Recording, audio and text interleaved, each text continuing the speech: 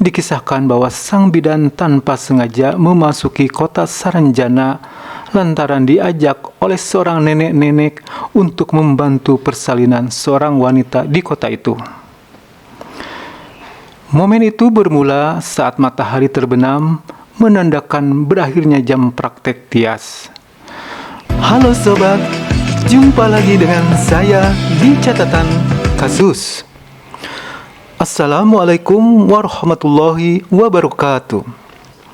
Hari ini kita akan membahas kejadian kisah nyata yang terjadi di muka bumi ini.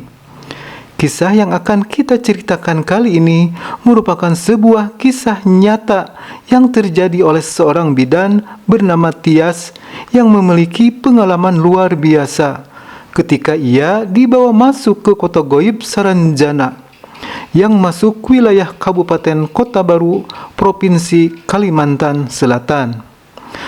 Bagaimana kejadian ini sampai terjadi? Langsung saja kita bahas di catatan kasus.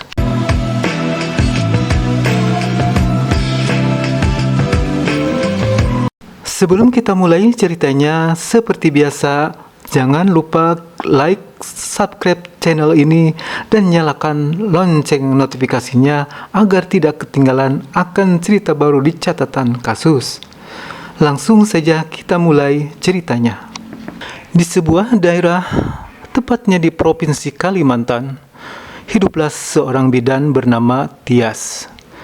Berawal ketika sang bidan menikah dengan seorang laki-laki yang berasal dari kota Kalimantan.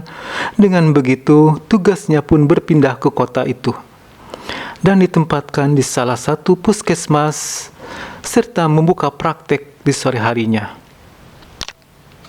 Tias adalah salah satu dari sekian banyak orang terpilih yang memasuki kota gaib yang beradaban maju itu.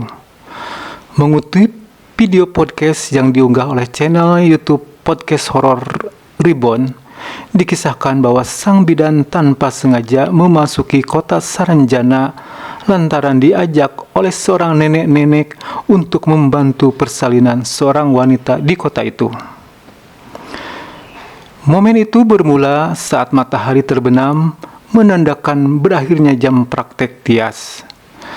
Sore itu tidak ada pasien yang datang lagi, ia pun merasa perlu menutup jam praktiknya. Sambil menunggu jemputan sang suami, ia pun membuka ponsel dengan tujuan menelepon suami. Namun, yang dituju justru tidak merespon. Hingga akhirnya muncullah seorang nenek-nenek di sekitaran klinik, entah datang dari mana. Wanita tua berkerudung itu memohon bantuan kepada Tias. Ia mengatakan bahwa ada seorang wanita yang akan melahirkan di desa sebelah, dan ia sangat membutuhkan bantuan seorang bidan. Tanpa ragu, Tias bersedia membantu. "Mari Bu, ke arah mana kita jalan?" tanya Tias, tapi tidak respon apa-apa dari ibu tersebut. Ia malah langsung menggenggam tangan bidan itu seraya berkata, "Mari ikut aku." Perjalanan menuju desa tersebut menurut Tias sangatlah aneh. Tanpa disadari, wanita tua itu telah membawa Tias menaiki angkutan umum. Namun, seingatnya, di daerah tersebut tidak ada mobil angkutan umum, apalagi menjelang malam seperti ini. Sesampainya di kota Saranjana, Tias merasa heran dengan keindahan bangunan dan rumah-rumah mewah di sana. Semua tampak serupa, tinggi dan bersih, seperti masuk ke komplek real estate. Pemandangan itu membuat sang bidan semakin penasaran karena ia belum pernah mendengar tentang kota Saranjana sebelumnya. Ia melamun sepanjang jalan, sepanjang waktu, tanpa disadari telah tiba di rumah wanita yang membutuhkan pertolongannya. Ia terkejut saat melihat suami atau tuan rumah di sana karena berwajah tampan, tetapi memiliki telinga yang lancip dan tidak memiliki garis antara bibir dan hidung. Bidan Tias lalu melanjutkan tugasnya setelah si nenek menepuk bahunya. Ia lagi heran dan takjub melihat luasnya kamar si calon ibu tersebut.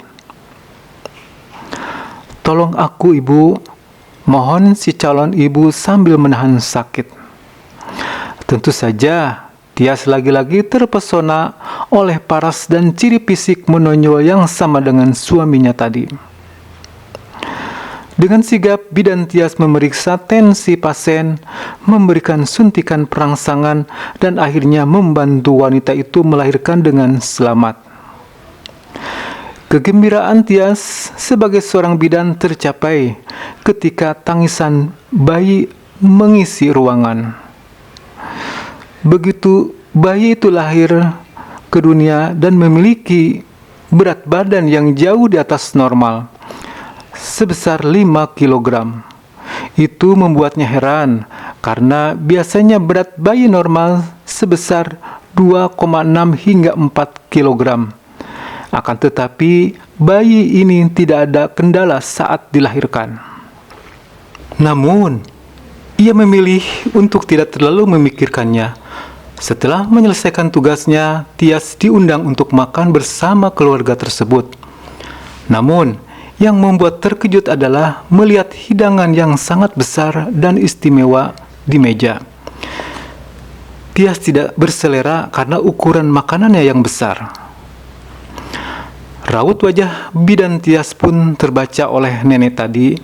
Ia mulai berhalusinasi karena melihat wajah wanita tersebut mirip dengan suaminya. Sang nenek akhirnya mengantar Tias untuk pulang. Saat Tias bersalaman dengan wanita itu, dirinya mendapat hadiah tak terduga berupa kunyit sebagai upah balas jasanya. Ia pun menghargai atas pemberian dari si nyonya penghuni kota gaib itu. Setelah berpamitan, pandangan mata Bidan Tias mulai kabur. Ia hanya dapat melihat gapura tugu batas wilayah Saranjana.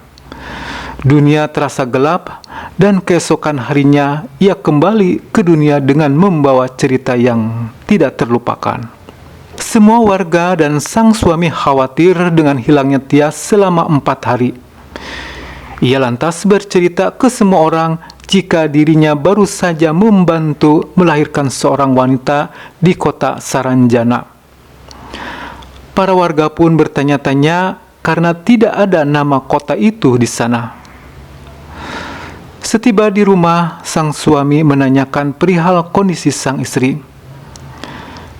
"Aku tidak makan di sana karena makanannya berukuran besar-besar," jelas Tias. "Syukurlah, kamu sudah masuk ke kota gaib Saranjana. Jika kamu makan di sana, kemungkinan kamu tidak akan bisa pulang lagi," jawab sang suami. Ketakjuban Bidan Tias tak hanya sampai di situ. Saat ia kembali mengecek kunyit yang dibawanya, alangkah kagetnya ketika kunyit tersebut telah berubah menjadi emas batangan bernilai jual tinggi. Kisah Bidan Tias bukanlah satu-satunya kisah mistis yang dialami warga saat bersinggungan dengan penduduk kota gaib Saranjana. Menurut keterangan juru kunci kota gaib itu, Saranjana benar-benar ada, hanya saja tidak kasat mata. Saranjana sebenarnya masih ada hubungannya dengan keberadaan kerajaan zaman dahulu bernama Kerajaan Halimun, yang saat ini masih menyisakan misteri. Itulah sobat, akhir cerita dari kisah ini. Apa pelajaran yang bisa diambil dari kisah ini? Silahkan tulis di kolom komentar. Akhirnya, catatan kasus undur diri. Wassalamualaikum warahmatullahi wabarakatuh. Sampai jumpa di catatan kasus lainnya.